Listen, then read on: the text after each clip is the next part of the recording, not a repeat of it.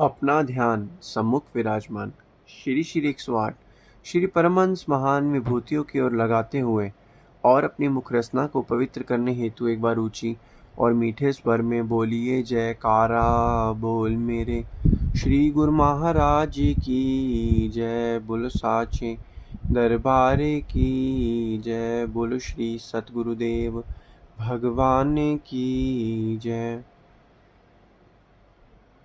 कहते हैं कि इस दुनिया में हम सभी अपना जो जीवन जीते हैं, हमारी ज़िंदगी में सुख और दुख आते ही रहते हैं। हमारी ज़िंदगी में संकट आते रहते हैं। हमारा जो जीवन है एक चक्र की तरह चलता है। कभी सुख आते हैं तो कभी दुख आते हैं। आज सुख है तो कल दुख है, आज दुख है तो कल सुख है।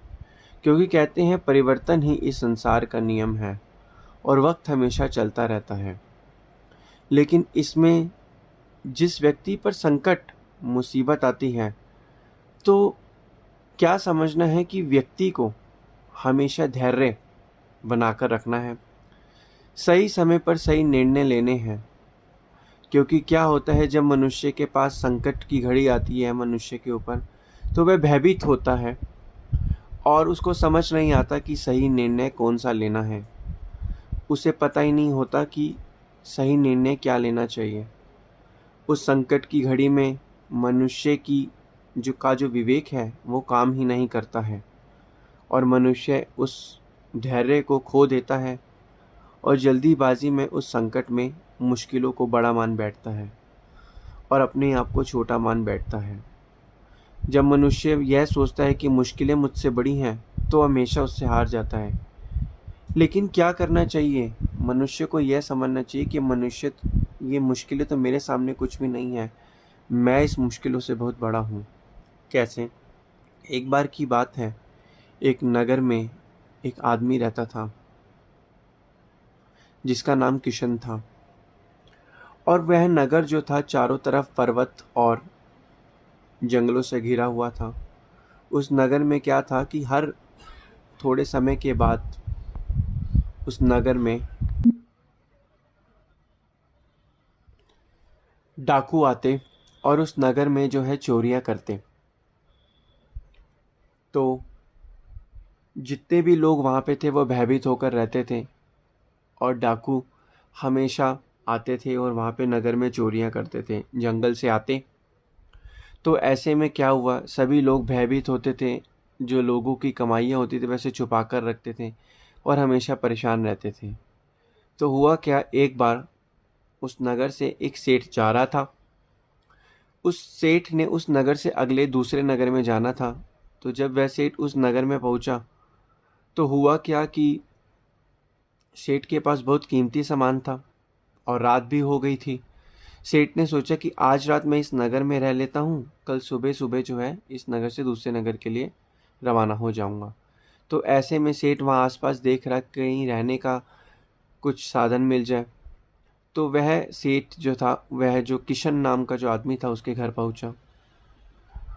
उसके जब वो घर पहुँचा तो सेठ ने उस किशन को कहा कि मुझे कल सुबह दूसरे नगर में जाना है। जाना तो आज ही था, लेकिन अंधेरा होने के कारण मैं अपना सफ़र नहीं कर पा रहा। तो कृपया मुझे आप आज के लिए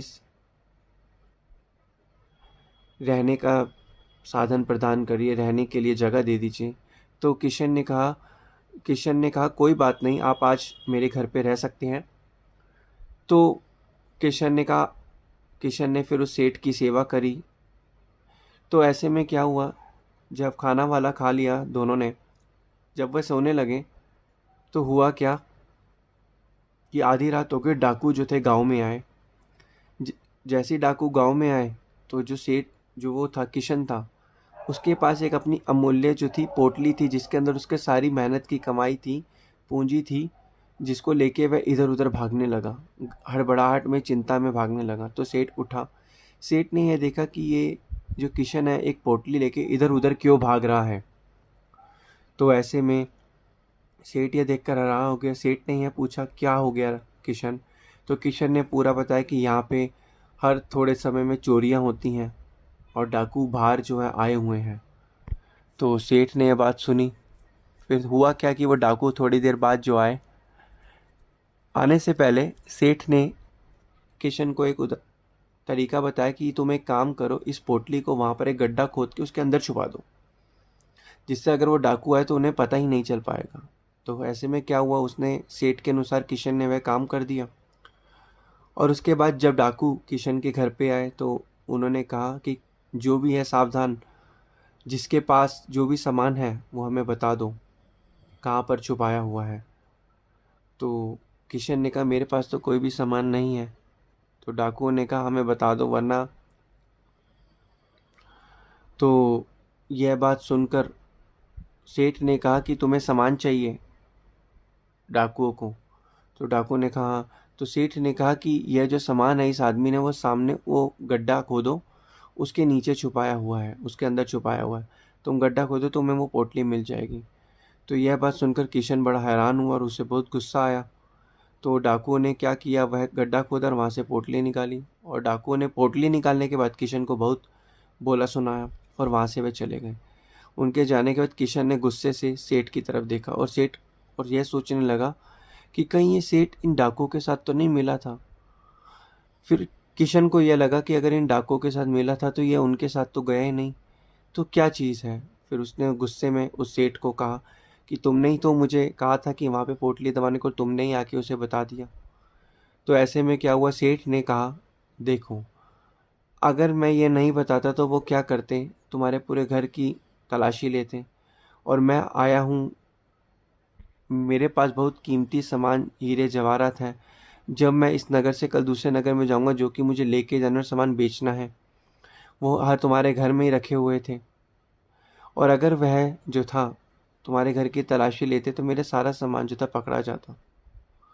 तो ऐसे में बहुत मुश्किल हो गई थी। तो मैंने ध्यान से बुद्धि लगाकर यह सोचा और यह उपाय समझा। तो ऐसे में किशन को तो बहुत गुस्सा आ रहा था। तो कि सेठ ने जब अपना सामान निकाला जिसके अंदर सारे हीरे जवाहरात थे, तो उसने जो किशन का जितना सामान था उतना सामान का जो था पोटली जो थी सेठ ने उस किशन को दे दी और उसे थोड़े से गहने भी और दिए कि तुम अपने बेटी की शादी में ये गहने जो उसे देना। तो उसने यह समझा, बताया कि अगर वह डाकू पूरे घर की तलाशी लेते तो क्या होता कि मेरा जितना भी सामान था वह चुरा लेते। लेकिन अब उन्होंने को सिर्फ एक पोटली मिल गई, तो जिससे जो था उन्होंने घर की तलाशी नहीं ली। तो सेठ ने किस तरीके से हम समझते हैं कि दिमाग लगा के उपाय ढूंढा, और सेठ ने अपने हिस्से के जो गहने जवाहरात थे उसको किशन को उसकी पोटली जितना भी था और उसे अलग से भी थोड़े से जो थे गहने दिए उसकी बेटी की शादी के लिए। तो ऐसे ही हम भी लोग जो हैं, जब भी हम कष्ट आते, परेशानी आती है, हम लोग जो हैं बिल्कुल ही घबरा जाते हैं और हम गलती कर बैठते हैं, जल्दीबाजी में गलत निर्णय लेते हैं जिससे हम आगे के लिए फंस जाते हैं। तो कहने का तात्पर्य यह है कि जल्दीबाजी में जब हम गलत निर्णय लेते हैं वह हमारे गलत निर्णय हमारी बर्बादी का कारण बनते हैं।